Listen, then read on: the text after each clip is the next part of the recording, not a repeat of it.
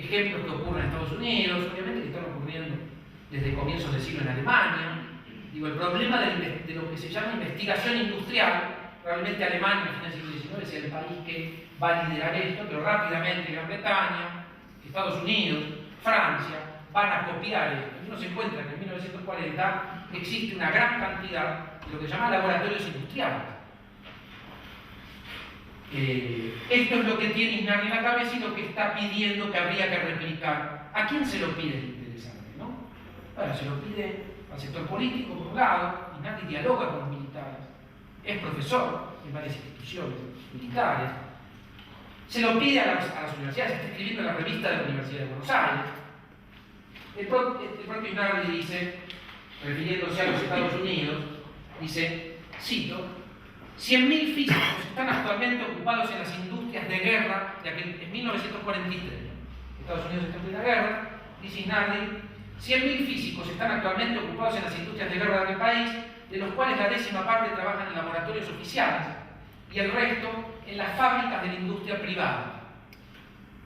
Y termina diciendo, el número de físicos argentinos no pasa de 15, con el agravante de que entre nosotros ninguno ha encontrado ubicación permanente en la industria. Es decir, nuestros industriales no entienden, no saben, no quieren, no comprenden el valor de tener. Y nadie este artículo proviene de una charla que dio en el Instituto Tecnológico. Yo no sé si le suena el Instituto Tecnológico, pero es el antecedente del INTI, creado justamente en 1943. Un instituto que dependía de la Secretaría de Cultura, de Industria y Comercio en ese momento. Pero está claro, ¿no? Digo, la gente está reclamándole al sector industrial, al sector productivo, lugar para la ciencia. Galoni, en ese momento era secretario por la Ciudad de Buenos Aires, de la recién creada Asociación Física Argentina, dice Galoni, parece evidente que marchamos hacia la consolidación de una estructura técnico-industrial. En ese momento el proceso de industrialización argentina se ve que se empieza a acelerar. Algo está ocurriendo, se empieza a generar legislación para la industria. ¿En qué año estudió esto, Galoni? 1944. Recién creada la AFA. Dice, no existe otro camino, todos estos problemas se resuelven, puede citar el mismo tipo de problemas que citaba Isnardi. Dice, todos estos problemas, miren que me perdí, se resuelven. El laboratorio, dice, para esas investigaciones deben proveer los laboratorios para este tipo de investigaciones, para este tipo de problemas. Dice, debe proveerlos la industria. A diferencia de ello, nuestra industria, salvo excepciones, no crea ni sostiene laboratorios porque no confía en ellos y nuestras universidades no progresan porque viven alejadas de la industria y carecen del apoyo económico. Fíjense esto que interesante, porque por otro lado veíamos que las ciencias biomédicas reclamaban autonomía, libertad de investigación. Los físicos no parecen estar reclamando libertad de investigación, ¿no?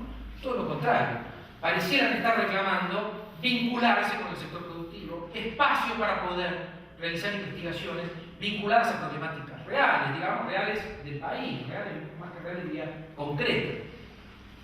Paso a Gaviola como último ejemplo, y ya voy a 1948.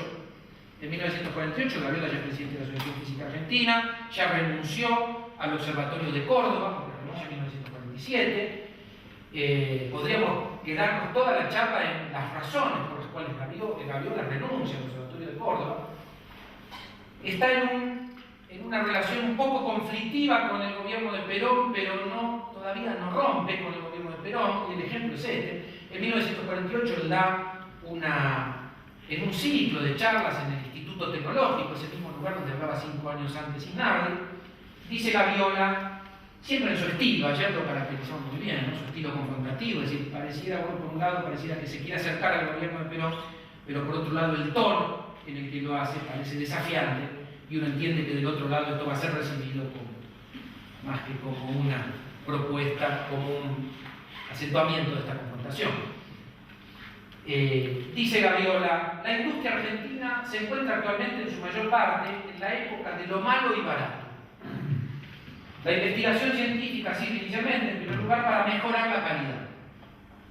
Y dice, más tarde se encontrará el camino para bajar los costos. Sin embargo, nuestra producción universitaria de hombres de ciencia es deficiente en calidad promedio. De esta forma, dice, si la industria requiriera de la investigación, no encontraría hombres capaces suficientes.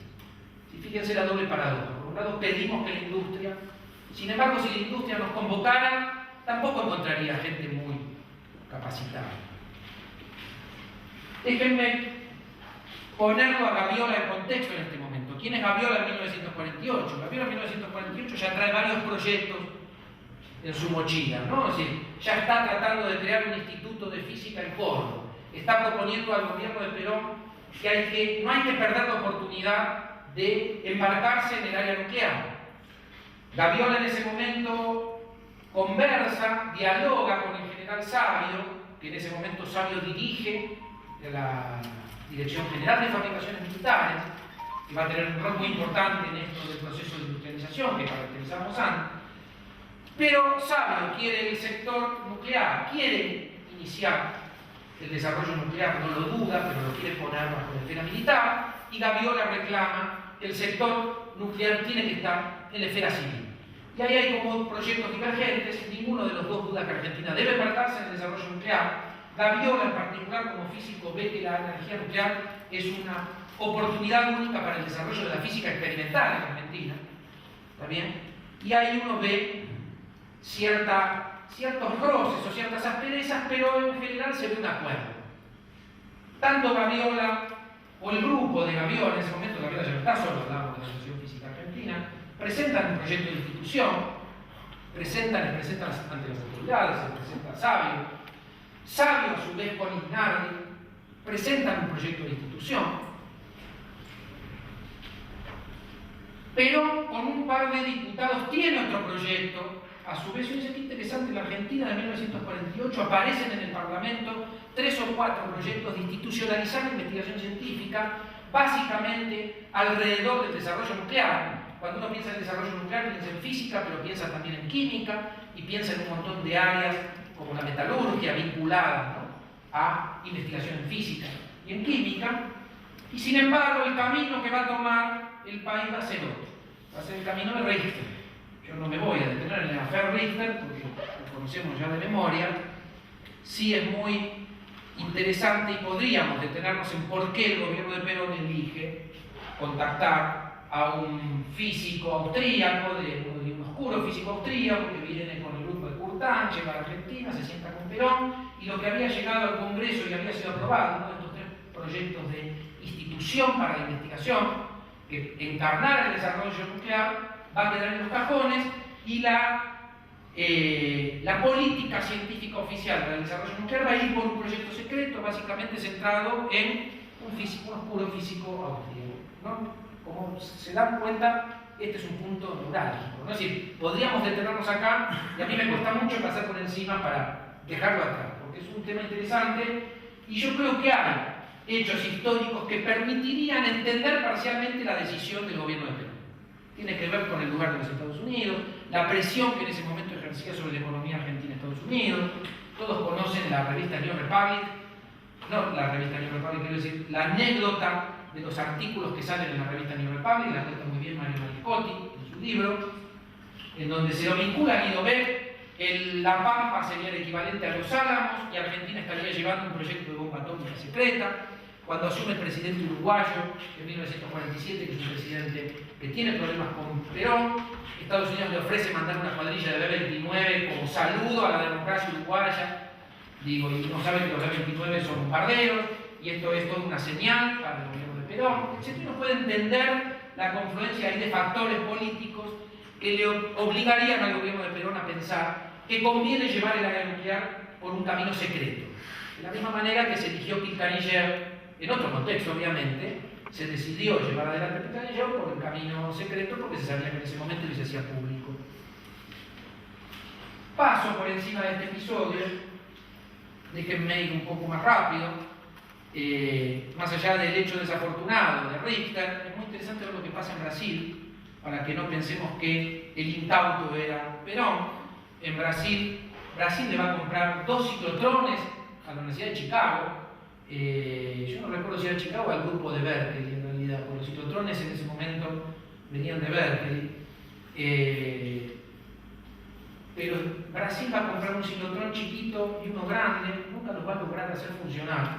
Y para la historia de la física brasileña, este episodio es equivalente al episodio Richter, ¿no? Es decir, se lo ve como un gran fracaso, como una estafa, como una decisión irresponsable del gobierno brasileño, en ese momento Getúlio Vargas, que era es el equivalente a Perón en Brasil. Hay una serie de paralelismos que son muy interesantes, pero bueno, como ven no puedo salirme, ¿no? Digo que voy a pasar por arriba.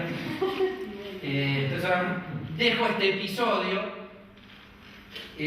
por un problema de tiempo. Déjenme también pasar un poco por encima lo importante, que es cómo sale de este agujero el desarrollo nuclear en Argentina. Yo creo que hay una muy buena reacción institucional, se crea la DENEA.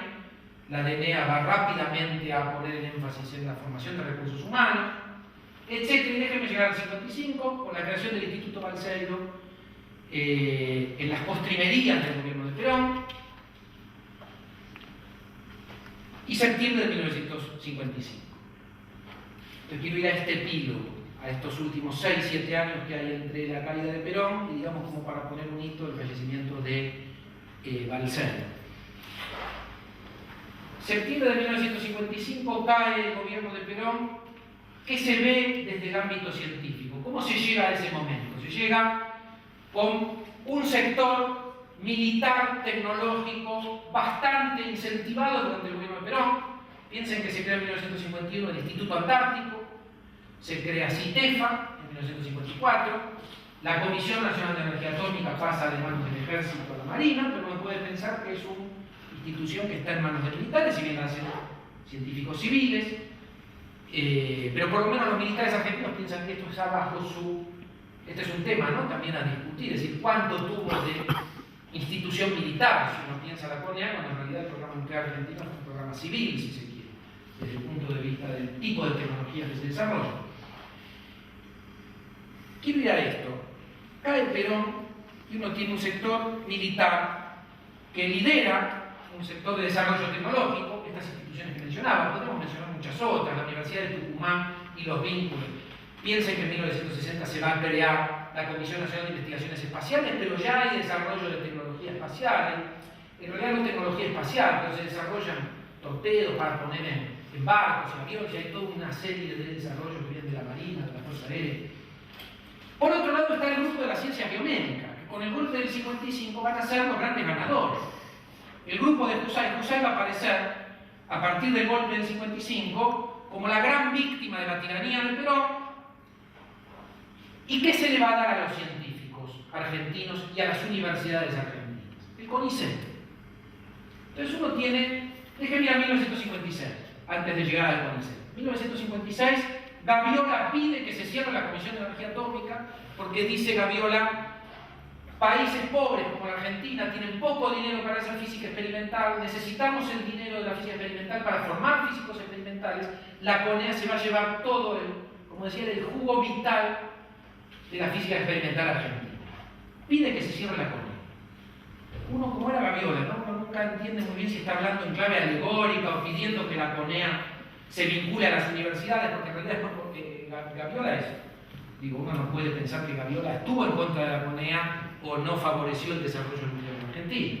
Digo, un Gaviola en 1956, que aparece irascible contra el gobierno de Perón, denunciando lo que ocurrió con Richter. Diego Falicó cuenta en un artículo de 1970 cómo el Instituto Balseiro fue visto como un producto del peronismo, entonces había que cerrarlo, entre otras cosas porque era una institución elitista. Ayer alguien lo comentaba, decía, frente a la universidad pública y masiva y frente al grupo de Husay que decía, ¿cómo hacemos para tener una cátedra de histología con 2000 estudiantes? ¿Cómo hace un profesor? ¿No? Y era el reclamo de las ciencias biomédicas en la Facultad de Ciencias Médicas de la Universidad de Buenos Aires, en ese momento reclamando en contra de la masividad, y por otro lado un Instituto Balseiro con 15 estudiantes. Entonces digo, Gaviola reclamando el cierre de la CONEA, el Instituto Balseiro visto como un lugar de elitismo. No le pasa solo al área de la física. El INTA, cuando se crea el INTA en 1956, 5 minutos, gracias. Cuando se crea el INTA en 1956, aparecen reclamos de por qué crear una institución al margen de las universidades.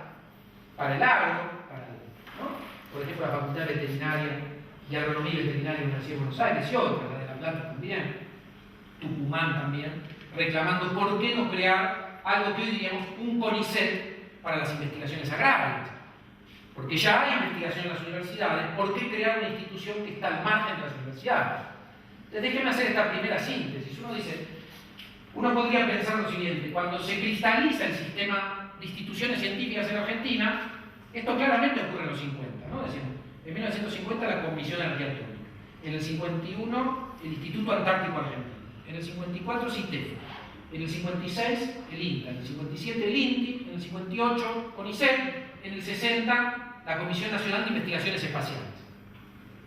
Primera moraleja: todas estas instituciones, saquen el CONICET por un segundo, está fuera de las universidades. No depende o no hay vínculo formal inicial con las universidades públicas. Entonces esto podría ser, susceptible de que nos preguntemos ¿por qué se hace esto? Una respuesta se puede buscar en la falta de capacidad de planificación de quienes llevaron adelante la Revolución Libertadora. Cuando hay una socióloga, Sitting, que dice: el furor antiperonista de la Revolución Libertadora lleva a este gobierno de facto a cancelar todas las instituciones planificadoras que se habían creado antes y durante el gobierno de Perón.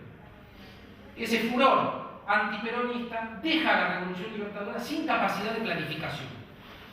Cuando la Revolución Libertadora empieza a crear instituciones, lo que hace en realidad es responder a demandas sectoriales.